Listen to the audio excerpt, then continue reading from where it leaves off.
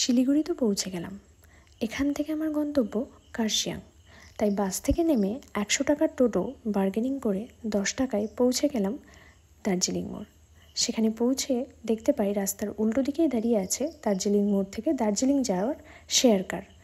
সেখানে গিয়ে কথা বলে জানতে পারি কার্শিয়াং যাওয়ার জন্য 150 টাকা ভাড়া, আর তাতে আমি পেছনের দিকে সিট পাবো। আমি দাদাকে বলি যে আমি সামনের সিট চাইছি, তাতে উনি আমাকে জানান যে 250 টাকা লাগবে, অর্থাৎ দার্জিলিং মোড় থেকে দার্জিলিং যাওয়ার পুরো ভাড়াটাই দিতে হবে সামনের দিকে সিট নিতে গেলে। 100 টাকার জন্য কি আর ফ্রন্ট সিট ছাড়া যায়? তাই একদম দেরি না করে তার কথাতেই রাজি হয়ে আমি ফ্রন্ট সিটে বসে পড়ি।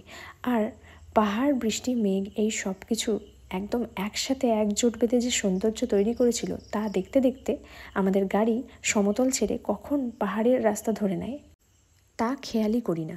আর ঘন্টা দেড়েকের মধ্যেই পৌঁছে যাই কার্শিয়াং বাজার। আর এই বৃষ্টি যে সহজে থামবার নয় তা আগে থেকে বুঝতে পেরেই হোমস্টেতে ফোন করে জানিয়ে দিয়েছিলাম গাড়ি পাঠানোর কথা। যথারীতি তারা আমার জন্য গাড়ি পাঠিয়ে দেয়, আর গাড়ি আমাকে কার্শিয়াং বাজার থেকে হোমস্টে পর্যন্ত ড্রপ করে দেয়। এর ভাড়া নিয়েছিলেন তারা 300 টাকা, অর্থাৎ 550 টাকায় আমি দার্জিলিং মোড় থেকে আমার হোমস্টে কার্শিয়াং পর্যন্ত পৌঁছে যাই। আর এই হোমস্টের ডিটেল ভিডিও আসছে পরবর্তী ভিডিওতে, তাই সবাই দেখতে থাকো আর জানাতে থাকো কেমন লাগছে আমার এই ভিডিওগুলো। আজকের জন্য এইটুকুই, টাটা।